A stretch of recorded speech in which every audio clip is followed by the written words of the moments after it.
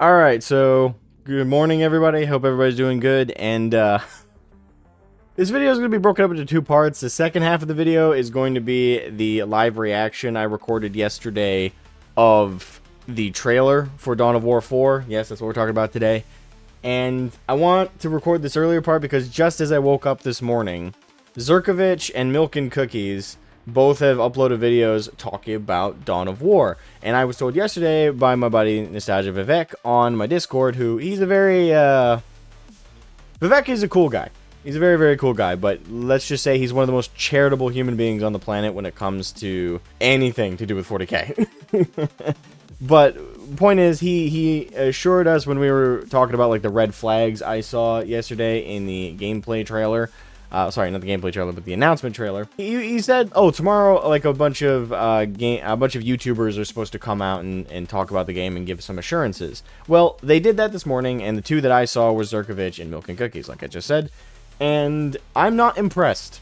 Unfortunately, this build was considered pre-alpha, so they didn't want us recording footage from our play session yet because stability, graphical fidelity, and performance weren't all there yet.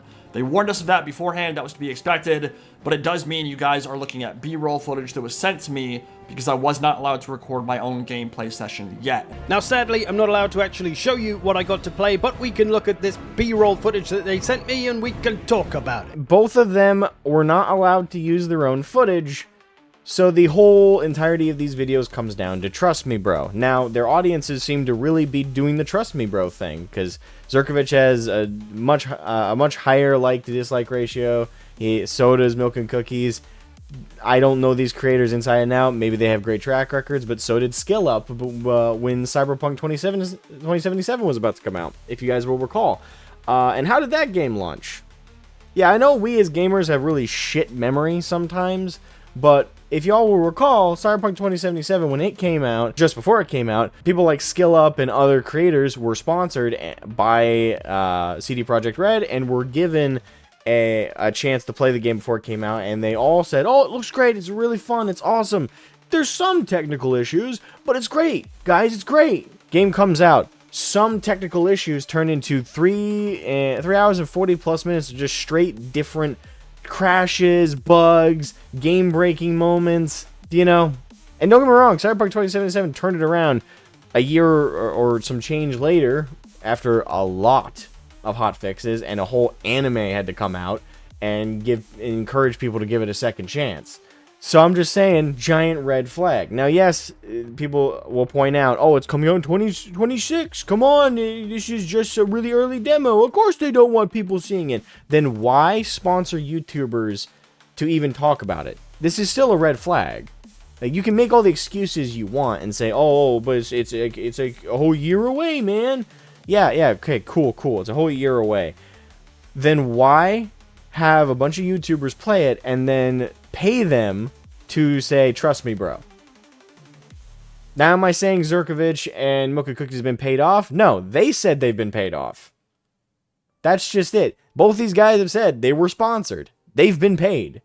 This isn't a debate on whether they've been paid off or not. Really, the debate comes down to, are they lying, or are they simply speaking the truth to the small sliver that they were allowed to play that was heavily curated, controlled, and manipulated by Deep Silver and the devs behind this game?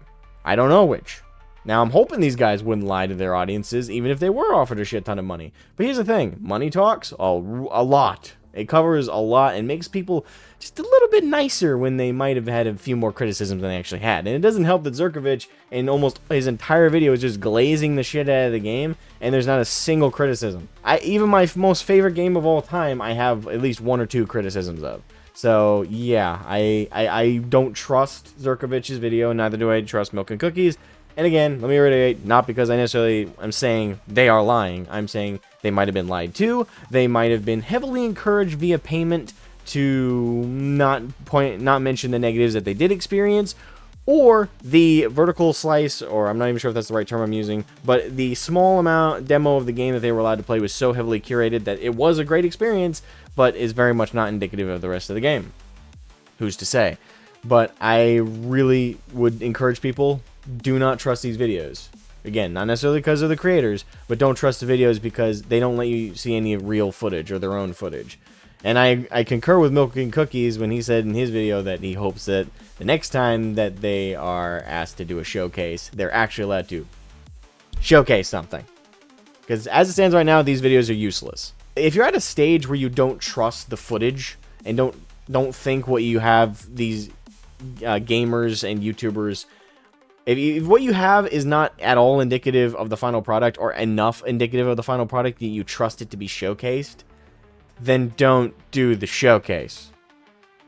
Am I crazy when I say that? Like, it's just weird and it's suspicious, and on top of both those things, it's a giant fucking red flag.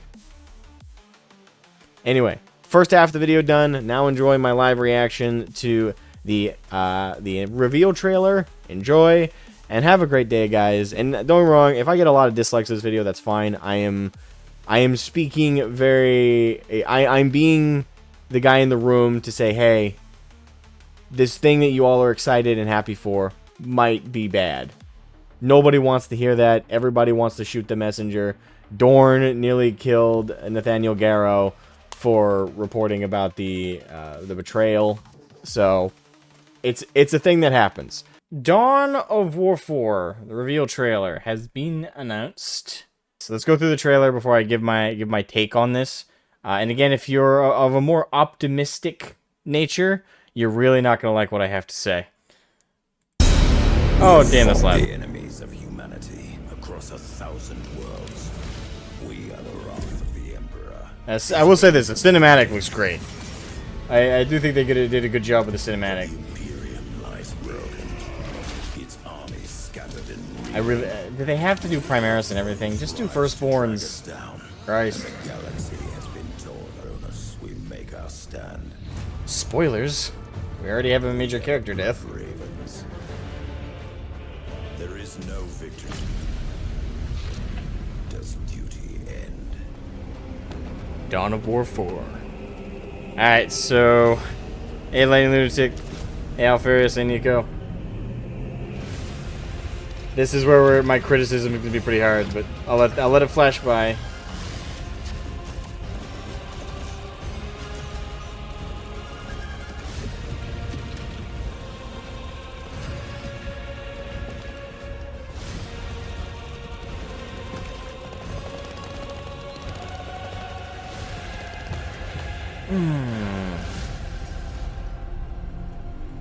Okay.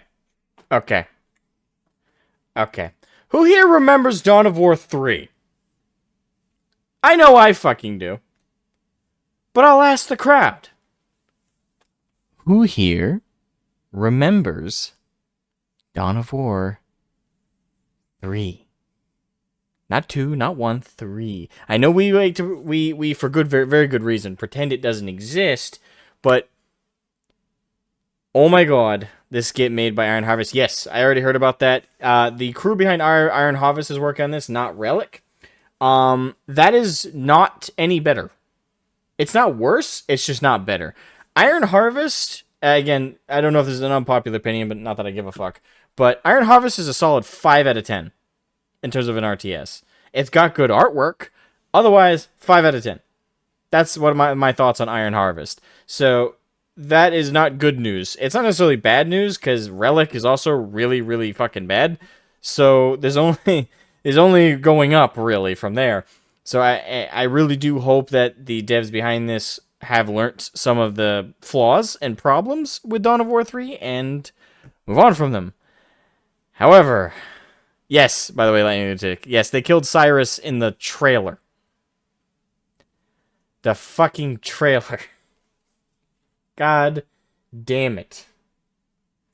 But, like, we'll see how the story unfolds, but some of my biggest criticisms just on the initial gameplay, and this is, I know it says work in progress, not final quality, but if this is their final UI design, they need to fucking nix that.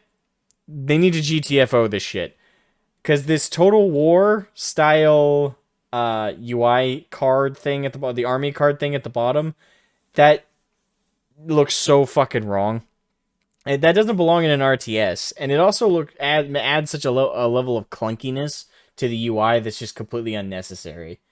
Like, And also, it's interesting, Cyrus is playable in the game, so it's a spoiler, so that essentially translates he's going to die during the campaign. So the trailer already spoiled the plot point. Yay. And it seems like Relic is trying to redeem themselves with Definitive Edition. It seems like they're trying to, but here's the thing. Them upgrading like their best work to 64-bit isn't exactly like I'll give them brownie points for that, but it doesn't mean I suddenly go, oh no, I trust them to do forward. But even with that being the case, Relic isn't making this, so it's kind of a moot point whether DE earned your respect or your forgiveness for Dawn of War 3 for Relic. It's irrelevant. Relic isn't even making this game. The people who made Iron Harvest are making this game. And again, in my opinion, Iron Harvest is a solid 5 out of 10. At best.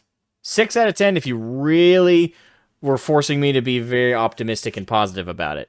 It is a solid 5 out of 10 or 6 out of 10 at best. So they're not any worse than Relic, is the point there, though. I really hate the UI. I really do. If they need to fix this, the game is supposed to come out in 2026, so they have time to fix this, and they need to. This army card thing at the bottom, it's ugly as shit. It needs to go. It doesn't belong in an RTS like this. It only works in Total War because it's exclusively for when you're actually like recruiting for your army in like the overworld, but then it goes away when you're doing other things. And it works in the actual battle sequences because of the design of how combat works in those matches when you play a Total War game. It for an RTS actively playing throughout it, no, I don't know why they chose this. It's too clunky, it's too big, it's too obnoxious. I don't know why they didn't just look at Dawn of War 1, copy paste the UI, maybe just update it graphically, but the actual core design just literally copy and paste Dawn of War 1 and graphically overhaul it, smooth up some of the issues with the programming, and then boom, you got a perfect game. Like, I have no idea why that seems to be, like, forbidden in the gaming industry, but whoever made that rule, fuck off. Just copy and paste Dawn of War 1 in Dawn of War 4, and change the story, and add, if you really have to, add a mechanic or two, and call it good. I have no idea why every single time they make a sequel, or a studio takes over a project, they feel the need to overhaul everything, or put their mark on it, as it were. I mean, fuck off. This UI is ugly. Just copy and paste Dawn of War 1. I don't know why they don't just fucking do that.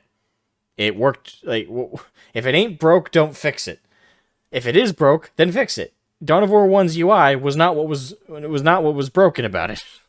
It worked fine. Welcome, Fafnir Bane. How you doing?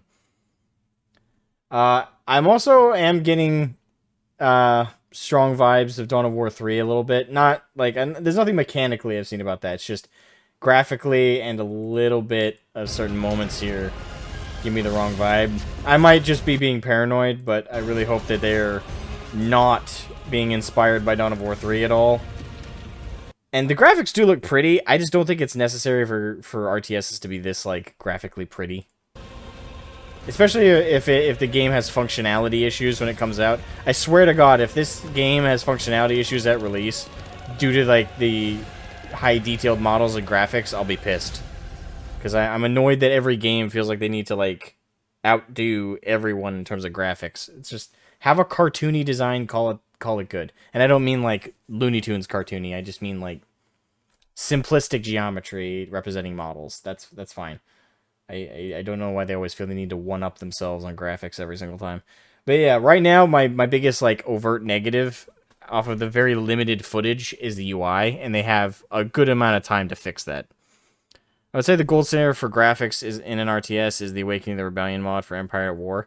I mean, I don't know that one off the top of my head, so I can't agree or disagree. For me, graphically, I think StarCraft 2 had, like, the perfect level of graphics. Like, you zoom in on the models, you get the general shapes and everything, but you don't need to, like, see every pore on their face. Like, it's enough that the model at a distance looks really, really good, and that's all that matters. It's an RTS. You're meant to be top down. As long as it looks good zoomed out at a good distance, that's fine. I don't I don't know why. Again, devs feel the need to just be like, hey, graphically make this shit look like perfect all the way, or photorealistic if we zoom in all the way to like the single ass hair on an orc's butt. Like, fuck off. You can just get away with basic geometry. Like, a low poly RTS can look fucking baller. Warcraft 3, the original graphics, I still stand by, looks great and holds up. I will fight anybody who says it's ugly nowadays. Screw off. It still looks good. It's stylistic, it's awesome, it's fun, and it's iconic. I have no idea, again, why there's such an obsession in the games industry by over-detailing graphics, especially in an RTS where you're supposed to be focusing on strategy from far above. You can get a little lax on how detailed the models are. That's just me. But generally right now, I would say this about Dawn of War 4. I'm not optimistic. Here's why. I'm not a fan of Iron Harvest. I really didn't like that. And as it is, I'm happy there's base building in this. That's good at least. But that's like the only W I can give right now, is that there's base building in this. I can't necessarily give it an L outside the UI yet, because I need to see more gameplay to really tell you if like this is going to be bad on a gameplay front. On a gameplay front right now, if I'm being optimistic, it'll play like Dawn of War 1, and I'm hoping it will. I really hope that they fleshed out the squad mechanics like Dawn of War 1. It's just, I have a lot of issues with what's on display here. Additionally, outside of like the UI issues, we all know that the AAA industry, and I don't know if this is AA or AAA, but the bigger sphere of game developers lately, quality-wise, games have been getting shittier and shittier, especially if they're made by more Western devs. So I would tell everybody out there, don't pre-order this game just on that alone. Not even anything in this trailer or anything shown here. Just on the principle that it's being made by, I believe anyway, a Western developer. And hey, Lady Moon Song, how you doing? So if it's just being made in the West, assume it's going to come out broken and don't pre-order it. Don't pre-order it. Wait for it to come out and wait for other people to play it and review it before you buy it. Because I promise you, whatever they do to try and like hook you, like they're going to go fishing for you with whatever special DLC, season pass bullshit they're going to try and release with this. Don't fall for it. When this game comes out, wait for a review, and then from there, make the decision to buy it. That's just basic logic. That has nothing to do with specifically this game or the developers behind it. That's the industry as a whole right now. You cannot assume quality. You cannot assume that. They hired back Steve Blum, so unless they plan on killing him near the end, it's going to be a big waste. Yeah, I agree with that. I really hope that they... I don't know why they spoiled such a significant plot point. Unless it's like there's like a chance to avoid it. Like if you could choose an outcome somehow in this game. But it feels really dumb to just kind of spoil that in the trailer that you're going to kill Cyrus. Or that Cyrus is going to die. I don't know what possessed them to spoil this. Too much hope for any Firstborn. Nah, there's not going to be Firstborn. I knew the moment I heard Dawn of War 4 that there was going to be Primaris. I mean, come on. They won't allow a Firstborn Marine to represent 40k. Like, that's forbidden now. They're trying to nix the Firstborn line in totality. The only reason they haven't completely removed every single Firstborn kit is because they just don't want to prove people right who said that the whole point of Primaris was to replace Firstborns. That and Horus Heresy is still a thing. So, yeah, I don't want to be like doomer and say that there's no chance this is good, but what I will say is that it's very low. Because, modern Western devs, there's going to be a shit ton of microtransactions, and I don't mean expansions or like army packs, although that would suck as well, because RTSs I don't think should ever like lock armies behind, like lock factions behind like an arbitrary DLC purchase. It's fine to lock them behind an expansion, because if an army is attached to an expansion, it's not just the army you're paying for, it's like this whole expanded story, new maps, potentially optimized mechanics. That's all fine. I really, really fucking hate when they're like, no, you just have to buy this one faction and this one $30 DLC. Fuck off with that. I already hate Total War for doing it. It's absolute shit if you do it with an RTS like this. But I personally am black-pilled when it comes to like new games, and the one game I've experienced from this particular developer, not even talking about the publisher, but the developer, Black Harvest is a solid 5 out of 10, 6 out of 10. It's not great. I would say I definitely am more willing to give these devs a chance. This, however, as it stands right now, they need to fix the UI. That's a need. I'm sorry, I'm not going to play Dawn of War 4. Unless I see someone else play it and there's like a really, really, really, really good reason that they have the Total War army card thing at the bottom. Short of a very good reason for that, they need to fucking GTFO it and replace it. Again, just copy and paste Dawn of War 1's UI. Don't fix what ain't broke. So they need to do that. All in all, I'm not optimistic for it, but I hope I'm wrong. I am. But I'll just say this. Don't pre-order it. Whether you agree with me or disagree with me, I plead with you, as a gamer, do not fucking pre-order. Wait for this to come out. Wait for someone to play it. Watch their gameplay or listen to a review, and then from there, make a decision to buy it. They are going to try and hook you with pre-order bonuses. They're going to say, oh, you're going to get a season pass, because there's going to be DLC, there's going to be microtransactions. I'm not even going to say that that's an if, that is a definite. They're going to have microtransactions. It's a modern video game made by a AA or a AAA studio. It will have microtransactions. I can promise you that. But whatever the fuck, if that they put up to hook you for pre-order, don't fall for it. This game, I am certain, will not come out in a fully functional state. No modern game has, and with the graphics level that they're clearly going for here, I promise you it will have functionality issues. And I'm certain of that. If I'm wrong, feel free. I will be happy to hear that I'm wrong. I don't think I am.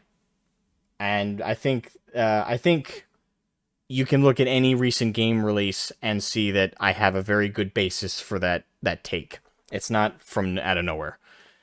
But yeah, that's overall what I want to say. I know that there's a lot of people who are gonna... I've already seen a couple of thumbnails of other people talking about Dawn of War 4 and saying, we're so back, guys!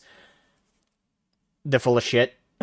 Like, the game's not even out yet. It's not even posed to be fully out till 2026. So anybody already making that call, I'm sorry. Like, I'm already suspicious of why you're already trying to push that. Don't get me wrong. I hope we are so back, but I don't think so. Like, Dawn of War 1 has some major shoes to fill that Dawn of War 2 didn't even fill. So I doubt a modern game dev is gonna fully capture it, but we shall see. I will see if I'm right.